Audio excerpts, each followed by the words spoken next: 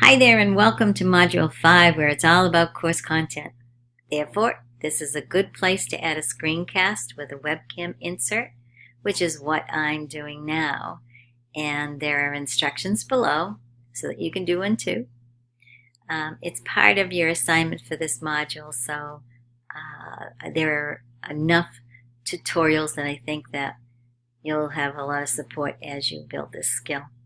If not, don't hesitate to reach out and there'll be lots of support to walk you through this.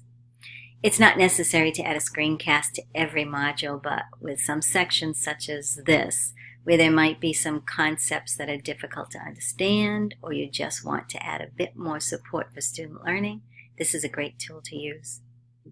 So there are all different reasons that you'll find to use a screencast.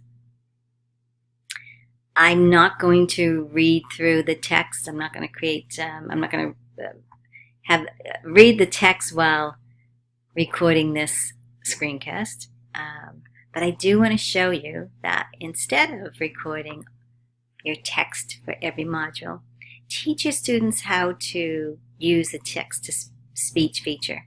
It's very simple. I'm using a Mac, so I highlight my text. I press my hotkey. In this module, we'll look at Blackboard Learn Content Features, Best Practices. I start and stop the same way, and it is a little digitized and a little computery. But you can change the tone, you can change the voice, you can change the speed so that it's a little bit more pleasant to listen to. There is a handout at the very bottom of the module here where it's a Word document that you'll download and change it up, make it your own, revise it, add what you need to add. But it's a resource for all different kinds of devices. So hopefully that will be helpful. So I wanted to show you how when you click on a link, your link should always open up into a new window. So if I pull this down so you can see that there are actually two windows open. So when I clicked on the link, I never lost my Blackboard site. Let me pull this down again. I'll show you exactly what happens. So you can see it opens up into a new window, new page each time.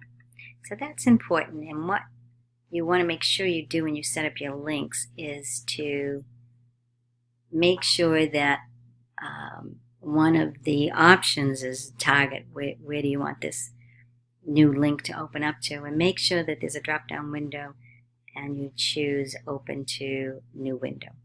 Okay. So that was one of those important tidbits that I wanted you to know. Please read through all of this. You'll learn about how reading online is different than reading a hard copy of text. And that's because we look at images, video, or listen to audio that are there to support the text. Then we scan the rest of the site in an F formation.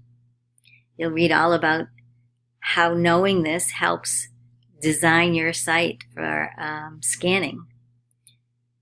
You want to make sure that your images are in the right places and your text is not missed by students. So do read this and watch this screencast about how to use those tables to make sure that those images are landing on the right spots in your page, the right areas. So I also wanted to go over Universal Design for Learning because many of us have a different understanding of what that is. I think it's important that we all have a common understanding. So we support student learning with digital tools in a way that provides multiple means of representation, multiple means of action and expression, and multiple means of engagement. So this guideline is helpful as it shares the different actions, the different perceptions, physical action, interests that you can provide through UDL. The other reason that it's important for me to mention is because we use digital tools and a way to manipulate information to create those opportunities for multiple means of expression, representation, and engagement. So do read through the Universal Design section below to learn a little bit more. Again, just to build a common understanding. Let's see. And then the last part that I wanted to make sure that you understood is the assignment. You will be creating a couple of activities, and right here it says develop a course content item in your Blackboard course site that includes text, images, and multimedia such as video, screencasts, and podcasts. That doesn't mean that you have to create one of each.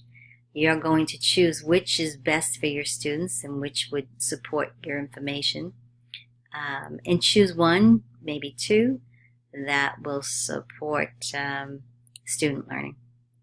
All right, and then share your reasons why in the content assignment area. All right, the discussion forum for this module.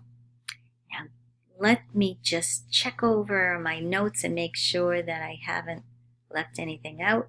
Screencasting is also an excellent way to introduce yourself to your students at the beginning of a course, or your students to each other. Another way you might use a screencast is if you want your students to demonstrate what they know. So thinking of that multiple means of representation, have your students use screencasts to show what they know. All right. So I hope this was helpful. It's just a little demonstration of what screencasting and with a little webcam insert is about and how it can be useful. And please don't hesitate to reach out, and good luck with all your endeavors throughout this course.